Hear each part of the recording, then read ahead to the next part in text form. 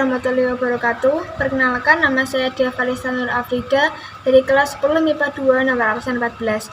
Di sini saya ditugaskan untuk mencari satu dari 50 orang terkaya di Indonesia untuk dijadikan inspirasi bagi kesuksesan kita. Di sini saya memilih tokoh yang bernama Chairul Tanjung.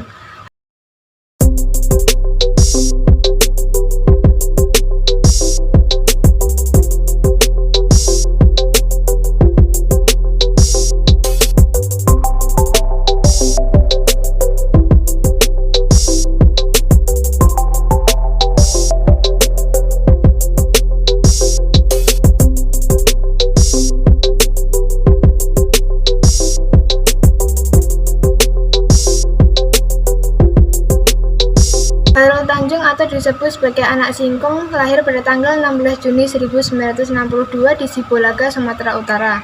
Beliau anak dari pasangan suami istri yang bernama Halimah dan Ghaufur Tanjung. Ghaufur Tanjung dulunya bekerja sebagai wartawan pada masa Orde Lama. Chairul Tanjung ini dilahirkan bukan dari orang kaya, bahkan ia tidak pernah menyangka bisa sampai sesukses sekarang ini. Kenapa sih Chairul Tanjung mendapat julukan atau disebut dengan anak singkong? Karena Chairul Tanjung memiliki latar belakang dari keluarga yang sangat biasa-biasa saja. Selain itu, julukan tersebut juga populer karena berkat buku biografi Chairul Tanjung yang berjudul Chairul Tanjung Si Anak Singkong yang diterbitkan pada tahun 2012 oleh Kompas. Dan buku ini disusun oleh seorang penulis dan jurnalis yang bernama Cahya Gunawan Direja. Jenjang pendidikan ia tempuh tak sampai tamat, mulai dari SD, SMP, lalu lulus pada tahun 1975. Lalu Chairul Tanjung melanjutkan jenjang SMA di SMA Negeri 1 Budi Utomo Jakarta pada tahun 1981 dan dia lulus dari Fakultas Kedokteran Gigi Universitas Indonesia pada tahun 1987. Bahkan ia menyandang sebagai mahasiswa, jiwa bisnisnya benar-benar muncul. Ia mencoba usaha penjualan kaos dan ketekunannya dalam berbisnis membuahkan hasil yang memuaskan bagi Chairul Tanjung. Bahkan ia sempat menyandang sebagai mahasiswa teladan tingkat nasional untuk periode 1984 sampai 1985.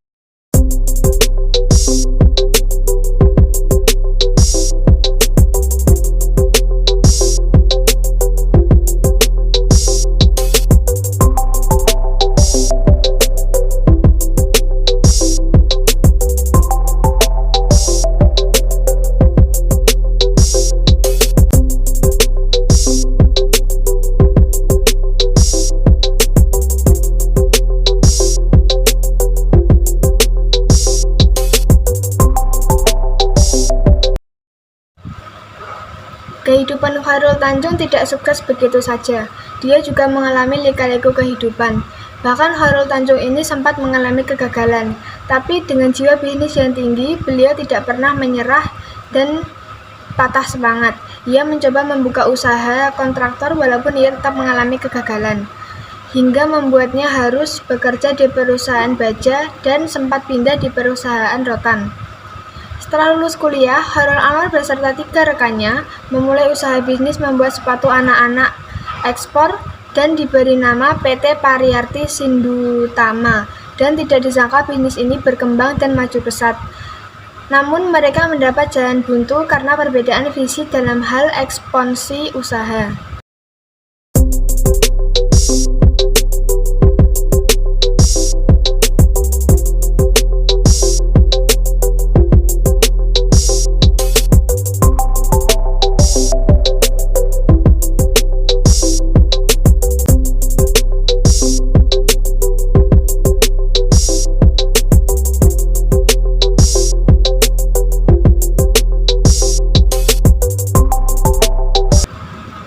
Bangkit menjadi pembisnis muda. Setelah mengalami kegagalan berkali-kali, ia tak menyerah hingga bangkit dan mendirikan perusahaan bernama Para Inti Holdindo yang memiliki tugas subholding, yakni mendirikan Para Global Investindo bergerak dalam bidang keuangan. Banyak jenis bisnis yang dikelola oleh Chairul Tanjung hingga tahun 2011 dan nama perusahaannya menjadi CT Corp. Dan di bawah naungan PT Corp ada anak perusahaan seperti Megacorp, Transcorp, dan CT Global Resources.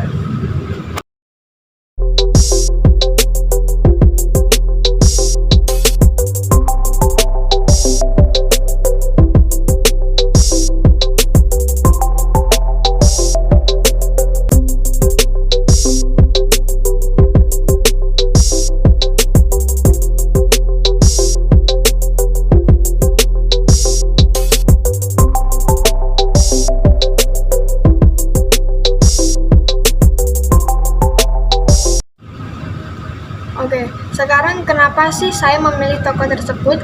Karena menurut saya Chairul Tanjung orang yang gigih dan pantang menyerah serta semangatnya dalam berbisnis sangat kuat. Itu patut dicontoh oleh anak-anak zaman sekarang, anak muda zaman sekarang untuk membangun usaha kecil-kecilan. Apalagi zaman sekarang corona dan menghambat usaha bisnis orang-orang di luar sana. Maka kita harus pandai dalam mencari peluang waktu atau peluang bisnis dengan cara jualan online atau menjual barang-barang yang tidak berguna yang bisa digunakan oleh orang di luar sana. Itu akan menumbuhkan sifat bisnis dalam diri kita.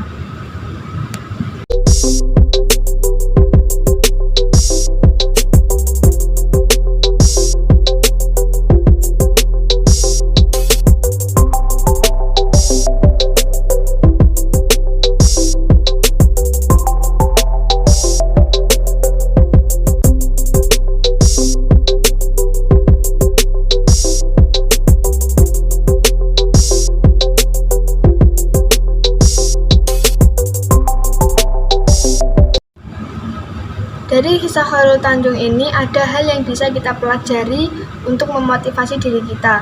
Kesuksesan Chairul Tanjung bisa menjadi pelajaran bagi anak muda untuk bekerja keras dalam menggapai impian. Kesabaran dan pantang menyerah dalam usaha adalah satu kunci utama dalam meraih keberhasilan dan kesuksesan. Ia juga pandai dalam mengatur keuangan bisnis dan juga uang pribadi yang dimilikinya.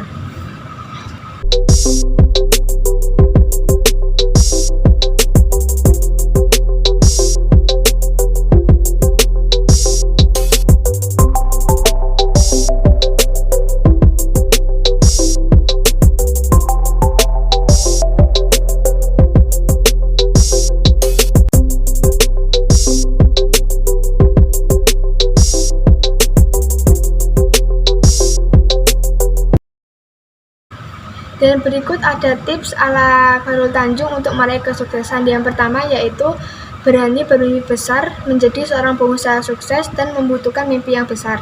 Yang kedua, kerja keras. Yang ketiga, kerja cerdas. Yang keempat, perfeksionis. Yang kelima, detail. Yang keenam, jangan malas. Yang ketujuh, berbuat baik.